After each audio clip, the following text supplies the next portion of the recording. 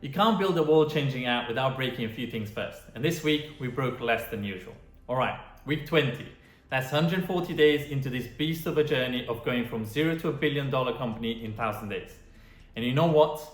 After last week's disappointments, this week felt like progress. Still messy, still intense. But we didn't spend the whole week fixing disasters. We really moved forward. So in this update, I'll show you what we fixed, what we shipped, and how we're bringing AI into action for the first time. And a few small details that make a big difference.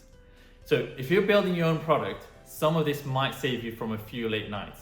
Now let's go. Last week, things were breaking.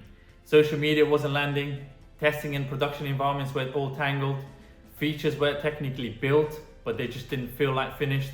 We were overrunning sprints, rushing testing, and honestly, just firefighting. But we made one small change that shifted everything. We added actual time to test. It sounds obvious, right? But when you're trying to move fast, testing always gets squeezed. This week, we gave it breathing room. Friday was dedicated to testing. Actually, Saturday too. And yes, testing still overran, but it was way more controlled. Lesson for builders. Don't confuse speed with skipping steps. Moving fast with quality is what compounds. Now let's talk about features. Full screen is finally working properly. It took longer than expected. We talked about this in the last 2 sprints, but now the experience is slick. Season filters are now live, so if you want to look at last season's fixtures and table, or if you want to see what fans were saying about players in the fan voice in last season's fixture, then you can do that using the filters. In the next release, the filter will be remembered, so when you switch between the fan voice, table, and fixtures, you don't need to refilter. Double tap to like is now a thing also. It's a standard feature in any social media app, and now Action has it. Muscle memory matters. If your users expect something to work a certain way, it better do. We also spotted and logged a weird Android bug. You could flip the app into landscape mode. We don't support that yet, so that's going to be locked down. Again, tiny detail, but those that are the things that make an app feel polished. Here's a feature that we're building this week. Auto scroll to the next fixture. Right now, if you want to check your team's upcoming game, you have to scroll through the whole fixture list. Even if you're weeks into the season. It's not a massive issue yet, but by match day 10 or 15, it's a friction. And friction kills flow. So now, Action will scroll to your team's next fixture automatically. Simple, helpful, invisible, which is the best kind of user experience. We've also started adding more player photos. At the start, you need to focus on getting the right data. Stats, names, numbers. We also already had quite a few headshots and logos, but it felt dry.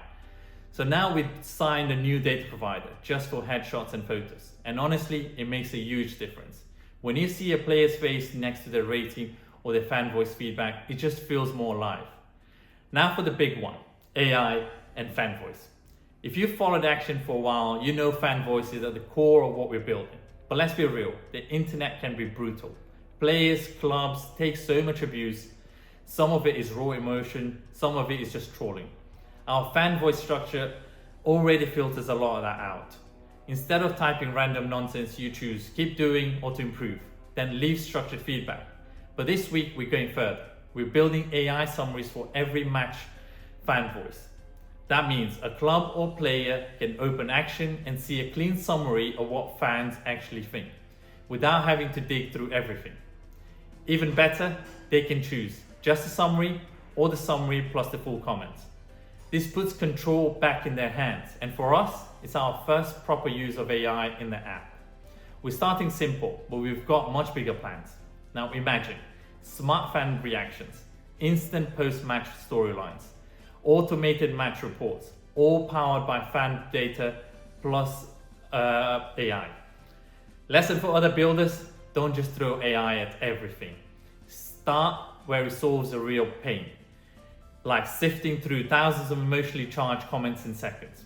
So yes, week 20 felt like a real step forward. The code base is cleaner, the UX is smoother, the vision is sharper. But we're finally using AI in a way that adds real value, not just buzzwords. Next week, we push even harder. More polish, more automation, more features that make Action feel like the only place fans want to be during match day.